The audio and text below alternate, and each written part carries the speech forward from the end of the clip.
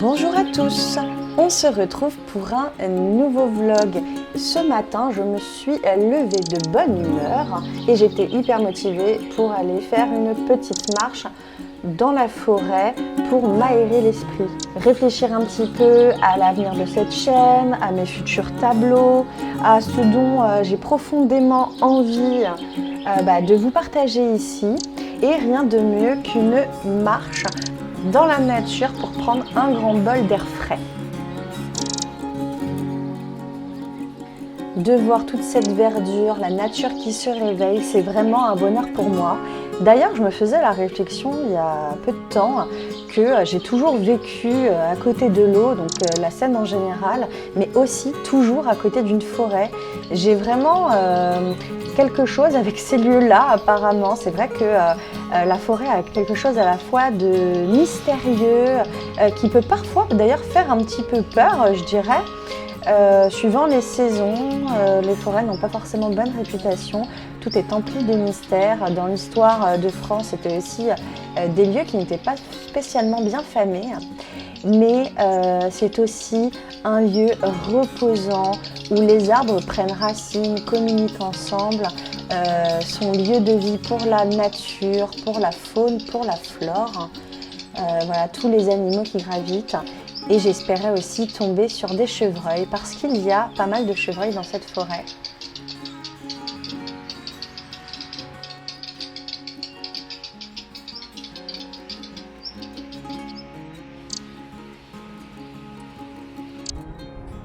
Eh bien, c'est l'heure du jardinage.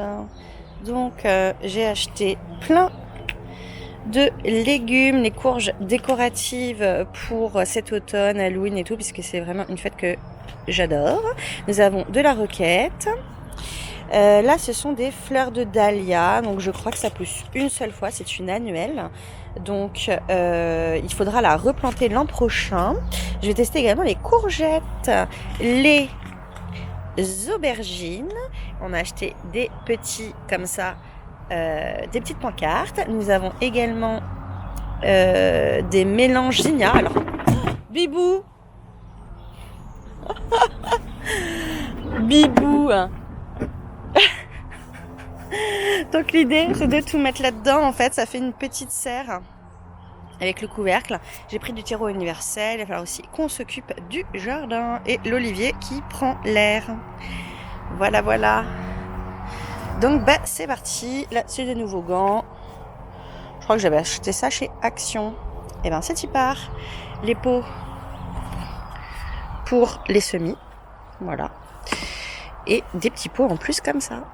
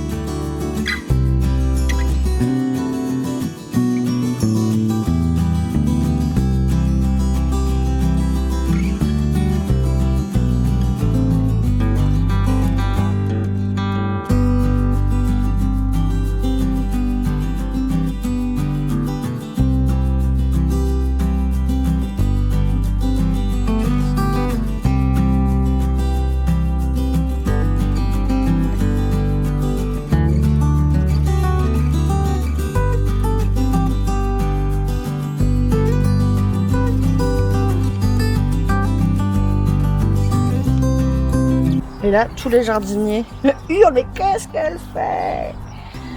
Parce qu'il y a quand même écrit 50 cm. Sachant que le truc fait 5 mètres de haut, 50 cm. Et moi, j'ai fait ça. Par plan, pas par graine.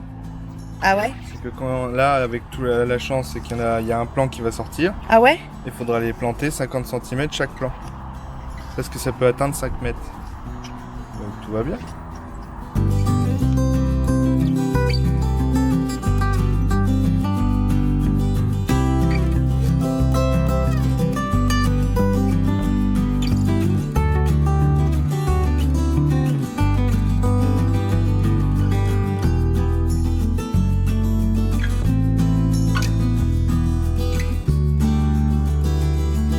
J'ai déjà mis, pour me repérer, le papier pour savoir ce que c'est.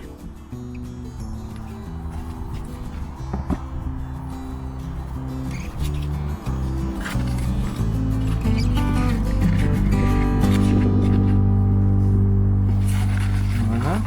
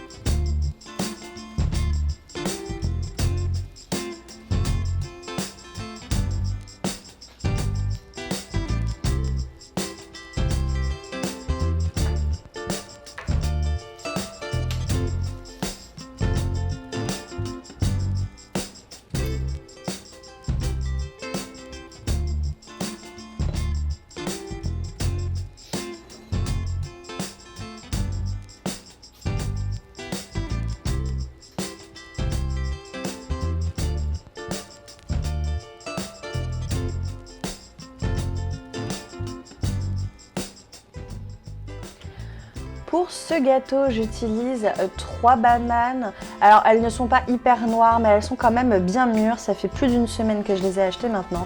Donc, j'ai utilisé 3 bananes.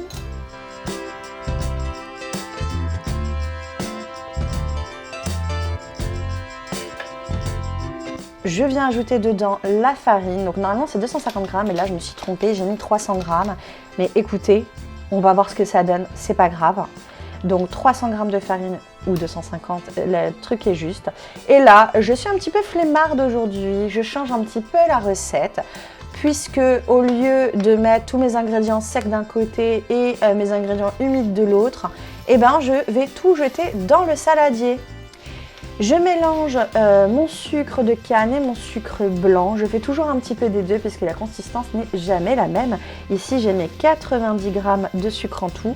La recette de base disait 165, mais moi je les fais toujours moins sucrés. Surtout que je vais mettre des pépites de chocolat dedans.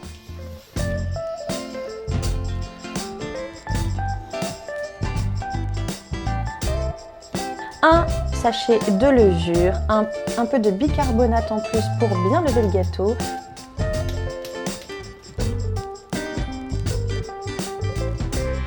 De l'extrait de vanille et 2 œufs.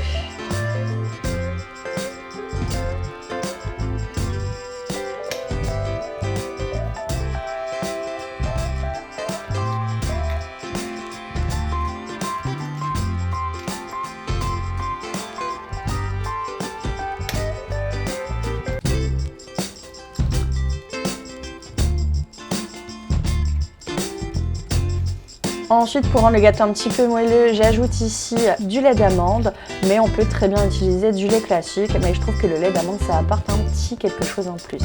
On mélange le tout.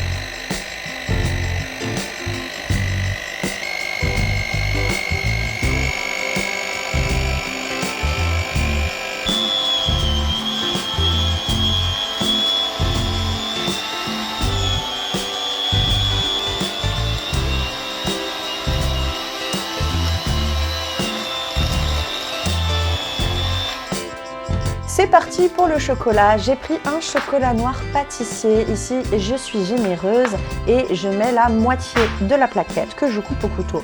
C'est la meilleure technique que j'ai trouvée. C'est celle que je trouve, c'est celle que j'utilise aussi pour les cookies quand je fais des cookies. Parce que je suis pas fan du tout des chocolats déjà tout faits, là, les petites les petites pépites de chocolat qu'on achète directement dans le commerce. Je trouve que c'est pas du chocolat super noir, je trouve pas qu'il soit très bon. Donc c'est la technique que j'utilise tout le temps. Je coupe au couteau une tablette de chocolat et franchement c'est un régal pour les cookies et hautes pâtisseries où il faut du chocolat. En plus, en faisant des gros morceaux comme ça, après vous avez le chocolat fondant quand on croque dans le gâteau, c'est un délice. Donc on met tout une fois de plus dans le cul de poule et on mélange tout ça.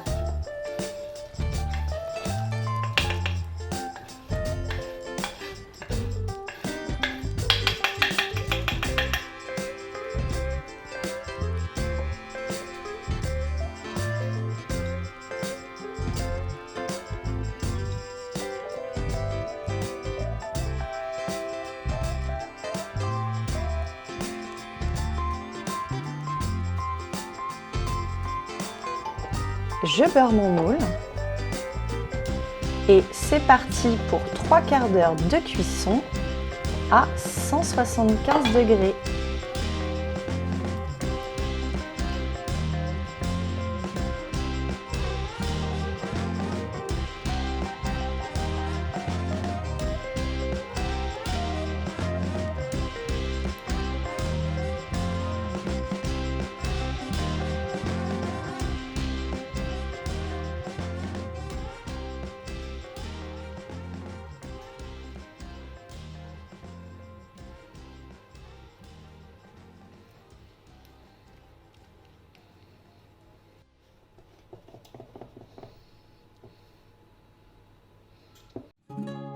Aujourd'hui, je suis à la recherche d'un papier aquarelle, donc d'autres papiers non texturés pour voir un petit peu les effets et surtout de nouvelles peintures parce que actuellement ma palette ne me permet pas de peindre tout ce que je veux à l'aquarelle puisque j'ai la palette pour débutants Winsor & Newton, donc Cotman Watercolor, la palette classique avec les 13 couleurs dedans, mais je n'ai pas tellement de foncé et comme je fais beaucoup de paysages, j'utilise beaucoup de vert, beaucoup de bleu et je n'ai pas de noir, je n'ai pas de couleur assez foncée, donc même si je sais faire mes mélanges, il me manque réellement de la peinture, donc je suis vraiment à la recherche aujourd'hui et de papier et de peinture foncée. Donc beaucoup de choix s'offrent à moi, du papier naturel, du papier, tout un tas de papier canson et autres.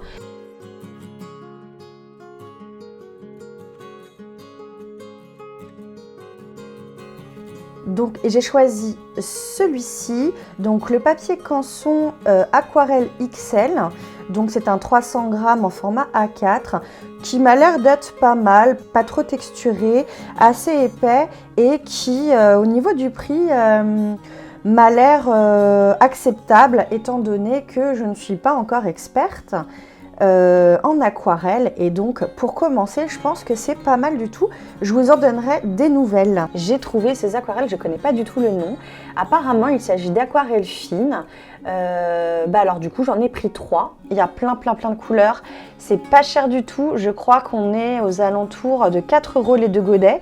Alors que chez Winsor & Newton il me semble que j'avais payé un godet 6 €. Donc vraiment il y a une nette différence de prix. Il va falloir que je teste tout ça. Et il existe aussi voilà, les tubes. Alors les tubes qui sont au même prix finalement, à peu près 2-3 € le tube. Et j'ai jeté mon dévolu là-dessus. Parce que même si je n'ai pas de godet, j'ai quand même ma palette. Donc je vais pouvoir l'utiliser comme si je peignais à l'acrylique quoi, de toute manière.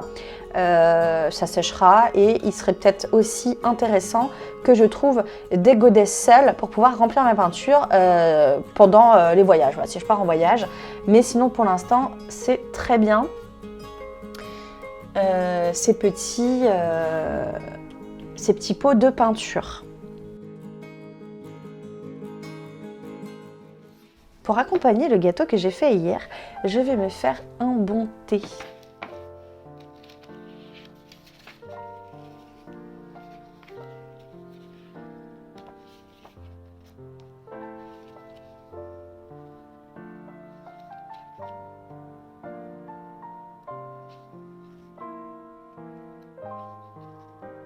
Donc ici, c'est la toute première fois que j'ouvre cette boîte de thé et je trouve ça vraiment super comme format parce qu'en fait ça permet vraiment de goûter à plein de thés différents. Moi je suis vraiment une fan de thé et j'achète beaucoup de thé en vrac, mais là c'est vrai qu'en petit tube comme ça permet d'en tester plusieurs, de voir ce qui nous plaît par la suite. Et vraiment, mais alors le Palais des thés, je connaissais le nom mais je n'avais jamais testé, ils sont excellent, on voit vraiment la feuille de thé, il y a des morceaux dedans, celui-ci est très gourmand, donc je vais goûter celui-ci.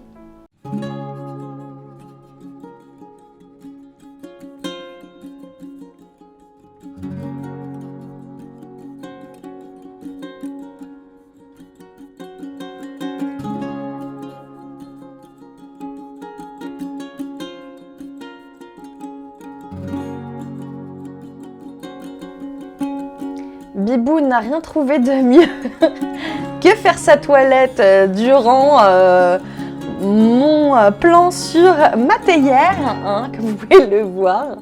Bon, c'est cadeau, hein. J'aime trop mon petit Bibou.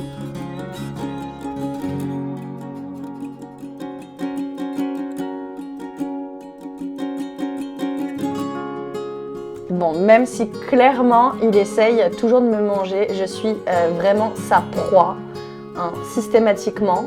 Je sais qu'on me dit il faut pas jouer avec les mains, mais voilà, j'ai l'autorité sur mon chat, mais c'est un petit garnement, voilà.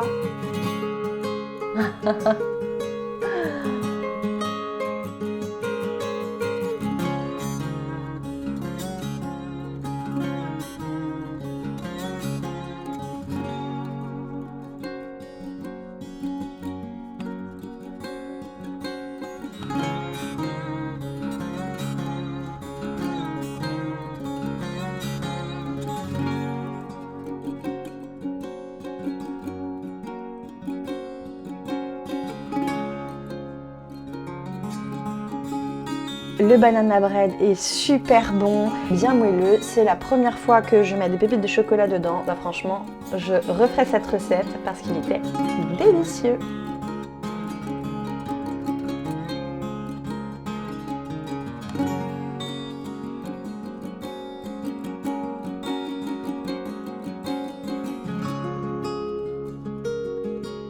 Je vous remercie d'avoir regardé cette vidéo. Je vous dis à très vite.